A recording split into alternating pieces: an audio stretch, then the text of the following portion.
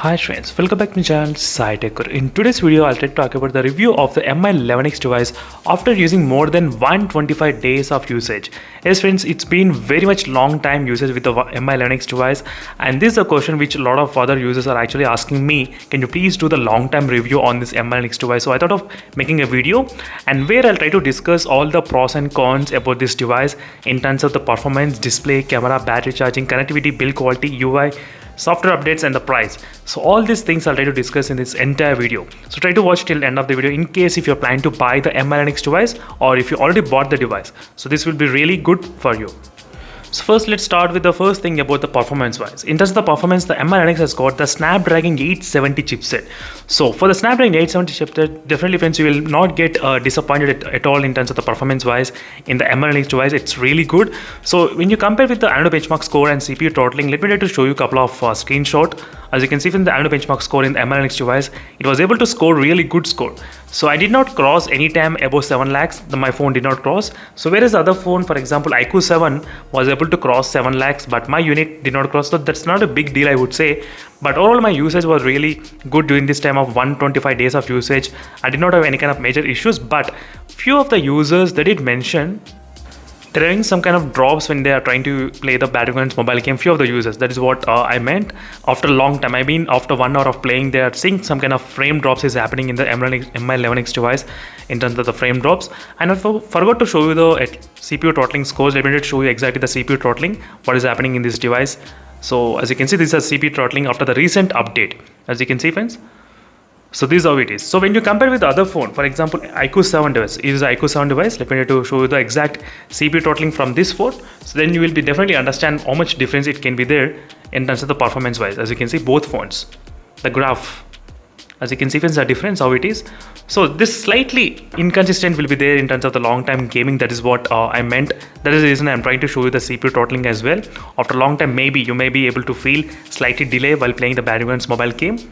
So that is the reason I thought of mentioning these things before starting the test. And next thing, the game optimization. So right now, Battlegrounds Mobile is not supported with the 90 FPS, which still we did not get the update at all.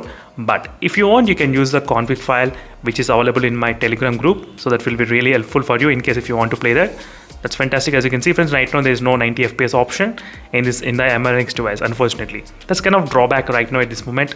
Maybe very soon we might get the update as well, so don't worry at all. And with 125 days of usage, with a normal to medium usage, you won't feel any problem in the Mi11X device. After the MIUI 12.5 enhanced update, the things got really very much better. After this update, as you can see friends, enhanced update, very better. The performance got improved, and even not only that, the RAM management got really 100% better. Yes friends, trust me, I did do multiple times testing on this device regarding the RAM management. So make sure to follow the playlist which are created for the Mi11X device. As you can see, Mi11X device, you can check the playlist.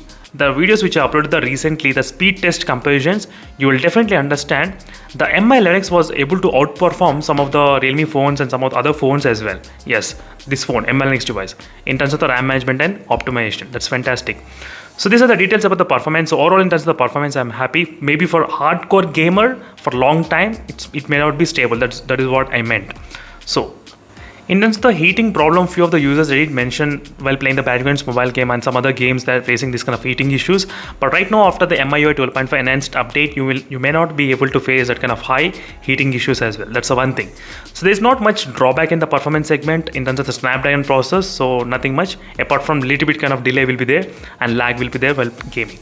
And display is another segment where there are advantages and most disadvantages as well in terms of the display. Yes, the Mi11X has got really good color display. Yes, it's fantastic friends. Samsung's display, which is really good in this phone.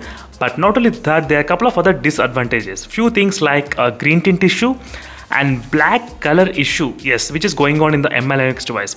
If you try to use the dark mode and if you try to scroll down the notification panel, you'll be able to see some kind of black color will get crushed issues in this Mi11X device. Still it's happening even after the update as well.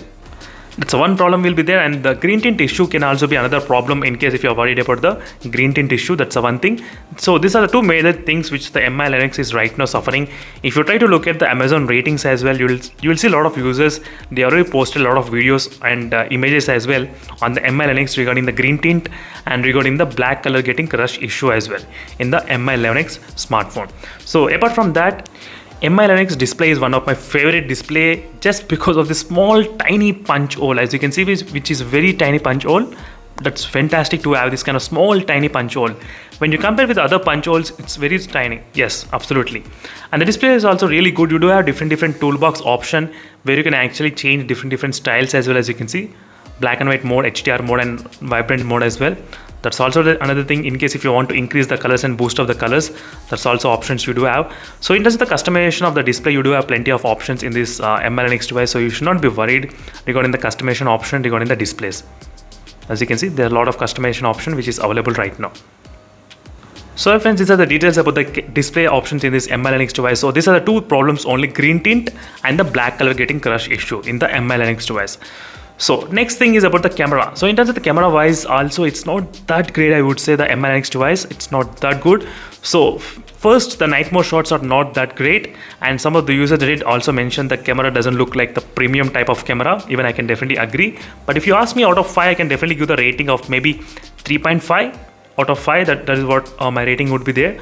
The night mode shots are not at all good. Not good when you compare with other phones. Other phones were able to deliver properly. Other phones, I meant Realme X1 Max, OnePlus Nord 2, iQOO 7 device, Poco F3 GT. No, Poco F3 GT and MI Linux device both are same. Nothing, not great. But if you use the Gcam, maybe slightly you may get better results with the Gcam. And one more thing, the front cam is one of my favorite. The reason is because the front cam wide angle is so much. Yes, is one of the best wide angle lens I did find in the front cam. It can actually cover a lot of area as well. When compared with other phones, this is what I like in the MI Linux device. Regarding the front cam, if you're a fan of taking the front cam, all the selfies, then definitely you will be able to fit all the people, all your friends around. Yes, absolutely friends, that's the one thing which I did like in the MI Linux device. I did not imagine this small punch hole can do that much of capability. That's fantastic. And this is a back camera shot which are taken in the MI Linux device, which turns to be slightly good as well. Let me try to increase brightness. As you can see, not bad in terms of the colors and everything. Even in the low light also, it was able to take amazing shots, wide angle lens. So I'm not giving that much of hopes on the camera. That is the reason I'm trying to mention all the things what are related to the camera section in this video. So let me show you the exact cameras, what type of settings you are getting in terms of the camera. Let me go to the video mode, and in the video mode 4K 30 fps only. There is no 4K 60 fps option enabled in this MI Linux device, unfortunately. That's a kind of slight drawback at this moment. As you can see clearly friends, little bit drawback, not much, just a little bit. That's the thing which I was just mentioning. But you can record with the 4K, 960 fps slow motion recording is possible in this MI Linux device, so you should not be worried about this slow motion recording in this MI Linux smartphone. So overall in terms of the camera segment, out of 5, I'm trying to give the rating 3.5 star. So next is the stabilization is also not bad, but not great. It's kind of average video stabilization. And the battery and the charging. So the charging time, the phone takes about close to 50 minutes, sometimes 55 minutes, sometimes 60 minutes. It's kind of random. It's not that consistent. But overall, the screen on time, I was able to get close to, I think, 5 hours of screen on time. Let me just show you the battery details. 5.5 hours and 6 hours of screen on time. I'm trying to get doing this process of demonstration. As you can see exactly, 5.5 hours, 5 hours and 44 minutes. This for the long time standby usage. So if you try to use normally, I did get close to 6.5 hours of screen on time and 6 hours of screen on time possible in the MI Linux device. So friends, I am really happy with the battery in this phone. And one more thing, I'm trying to use the MIUI 12.5 enhanced update. So that's the thing you should definitely keep in mind. So before also I did get a really good update, not really good battery backup, not bad at all I would say. If you want, you can take a look at the battery charging training test videos which I uploaded before. Those will be really helpful for you to decide what is happening with the battery backup in this phone. So next, regarding the connectivity wise, no issues regarding the connectivity, Wi-Fi or 4G plus, and the 5G bands are really less. I think only 1 or 2 5G bands in this MI Linux device. That's the one thing. As you can see here friends, there are 2 5G bands, N77 and N78. As you can see exactly, So 2 5G bands is available in the MI11X device at this moment. Not that future proof, but right now the Wi-Fi and 4G plus connections are really good in this MI11X device. I did not have any kind of issues. So next is regarding the build quality haptic feedback. So haptic feedback was great in this phone, not at all problem, but you cannot use those kind of haptic feedbacks while gaming. It's so disappointed that you cannot use, but while typing, really good, no issues. But this is not as strong as the iQOO 7's haptic feedback. iQOO 7 has got really very strong haptic feedback. That's the one thing which you should know. But overall, even the MI11X has got really good haptic feedback, not that bad. It was good. And speakers also not bad, friends. Even the speakers also really good. Even it was able to come close to Poco F3 GT as well in terms of the speaker output volume in this phone. That's another thing which I was just mentioning for you all. So regarding the UI, definitely friends, you should be knowing this MIUI. I was using the MIUI phones for the past 3 to 4 years, so I did not have much major complaints, I would say. Definitely, I can definitely see a lot of improvement from the starting to till now. It's happening in the MIUI phones, and it totally depends upon the personal opinion. I cannot say much about this UI. Basically, I do enjoy MIUI, Realme UI, FunTouch UI. All the UIs I treat the same way as well. Everything has their own advantages and disadvantages. The MIUI 12.5, this phone has got disadvantages like the RAM management is not displaying properly. That's the one disadvantage which is there. And you cannot use the full screen gestures if you try to use the third-party launcher. That is another problem which is there. And Game Turbo, you cannot add the applications or any kind of games in the Game Turbo in the offline mode. These are the few UI bugs which is there in the right now in the MI11X device, which I thought of just mentioning for you all.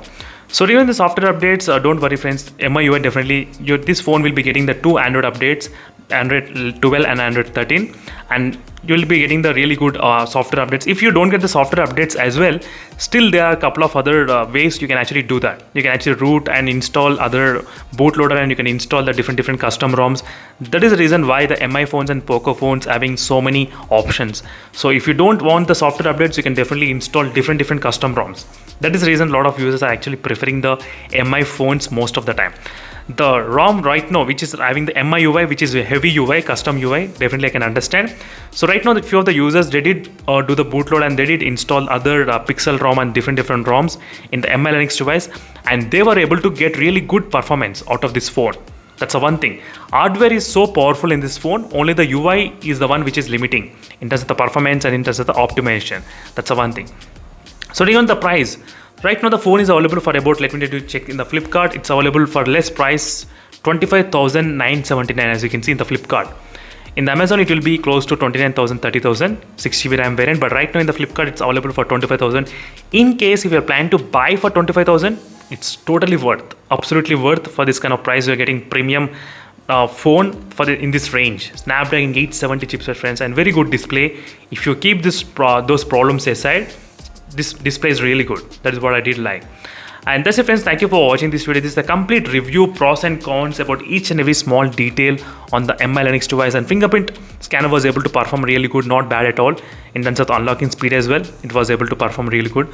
And if I forget to mention any other thing, let me know in the comment section below what topic I forgot. So that will be, sometimes I do forget this kind of topics in this MI11X device.